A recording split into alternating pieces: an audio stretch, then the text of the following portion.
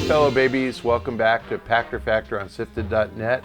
If you are a Patreon patron, we thank you for your patronage. If you are not, please remember to link your Amazon Prime account to your Twitch account. Instructions are in the show description. We'll get paid that way.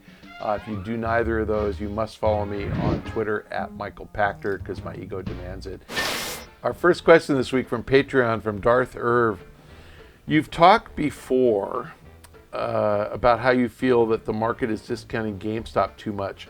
Have any of its recent earnings announcements changed your mind? Do they really have a path back to profitability with new consoles? Yeah, look, they certainly deteriorated faster than I expected them to. Their most recent quarter, they had a negative 23% comp or something. That was, not a surprise because I get NPD data, so I kind of knew that it was coming. But still, the decline in demand has surprised me. Hardware is selling okay, but down a lot. And they really need to cut costs to kind of stay in business to get themselves to the new console launches. With that said, new console launches are coming. And I think that the first movers are going to buy consoles and they're going to buy a lot of software. And I think GameStop will thrive when the next generation consoles launch. So the company has 4 quarters to go to get there. I think that they can manage their cost structure and get there. They're doing things like shutting down all their stores in the 4 Nordic countries, Denmark, Finland, Norway, and Sweden. And they're going to keep doing that in the US. They'll shut a couple hundred stores a year. They will consolidate. They laid off people at Game Informer, which I think was dumb, but they're making sure that their cost structure fits their revenues. And even though they won't be profitable for the next 4 quarters, fortunately they continue to generate cash because they have a lot of depreciation, and so they have inventory they can draw down. They have over $1 billion in inventory. If your sales are dropping 20%, your inventory can drop 20%. So if they do that, that generates a couple $100 million in freed up cash.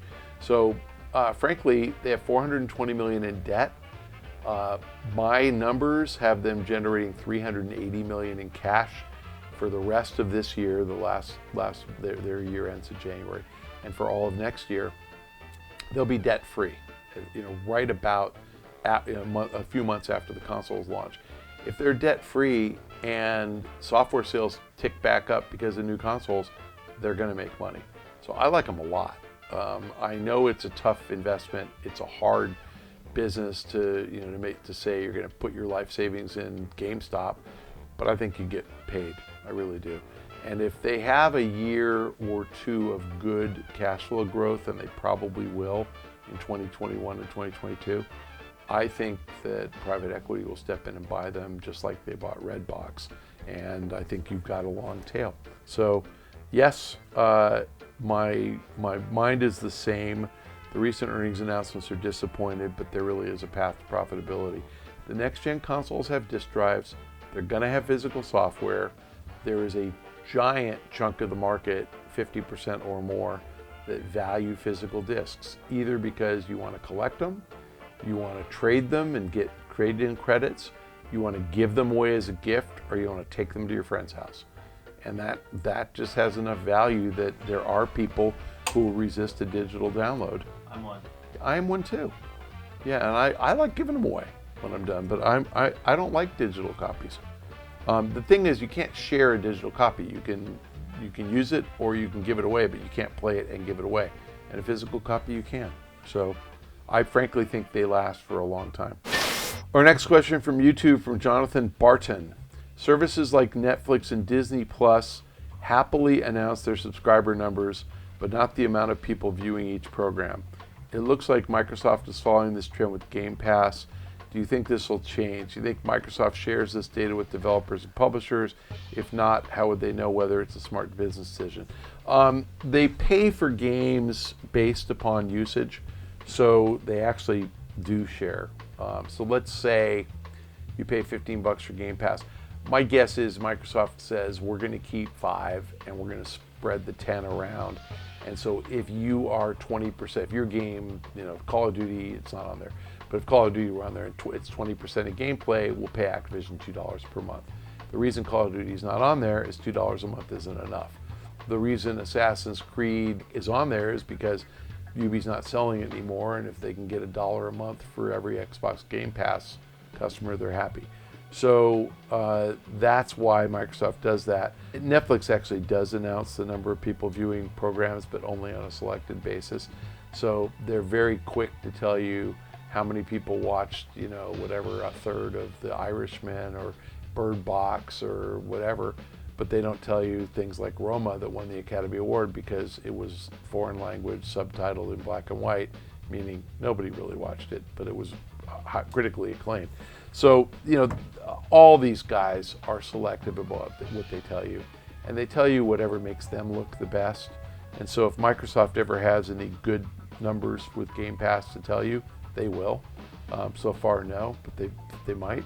And again, the publishers have to know. The publishers don't give Game Pass unrestricted rights to their games. They're getting a rev share with a minimum guarantee. So Ubi is probably getting $5 million minimum guarantee, and then $1 per user month or whatever, something like that. But if if 10% of users only play Assassin's Creed Origins, Ubi's getting $1. Our next question this week from YouTube, from Mark S. Sony said it's no longer interested in the handheld market due to the Vita's failure. Given Sony's improved financial standing and the smashing success of the Switch, do you think it will ever reconsider? Handhelds can be immensely profitable. Sony doesn't know how to make handheld software. It's sort of like saying, you know, why can't EA make a mobile game that works? I mean, why can't Take-Two? Why can't Ubisoft? Because it's hard. And mobile games are just a different business than console games.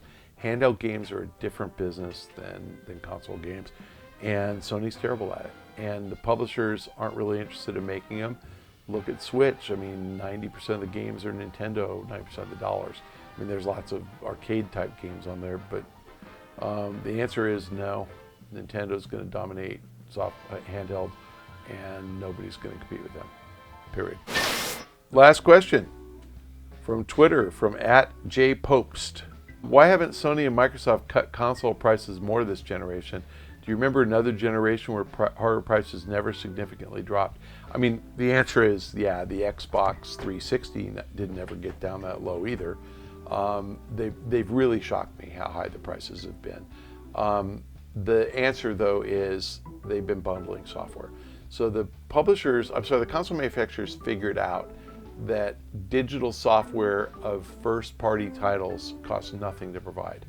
And especially when it's a game like Last of Us or Uncharted that's kind of done selling. And so, you know, if you don't own a PlayStation, those are $50 values, but if you own one, you bought those years ago and you don't care. So they can say Game of the Year God of War, right? And they're probably only selling 1 million or so God of War this year or two.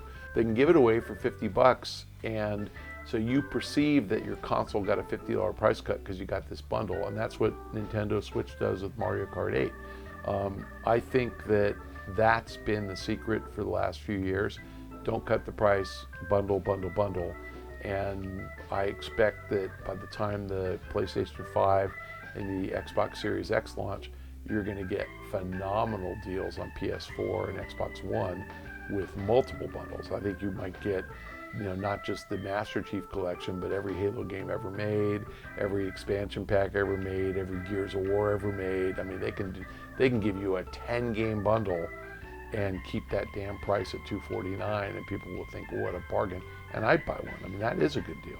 So again, it costs them nothing to give away that software, and then they can sell a console that costs them $100 to make for $249, make that profit, and now they're converting you to an Xbox customer so that you see the Halo Infinite, you're like, oh my God, I gotta have that because I love Halo so much. So I think that's the secret, and I think it's smart. It's something that I was mystified as well in 2010, 11, 12 when we weren't getting price cuts, but it's been par for the course this generation. Thank you for joining us on Pachter Factor. If you are a Patreon patron, we appreciate the patronage. You can also get us paid more by linking your Amazon Prime account to your Twitch account. If you're not a Patreon patron, you gotta link your accounts. If you're not an Amazon Prime member, you must follow me on Twitter at Pachter Factor.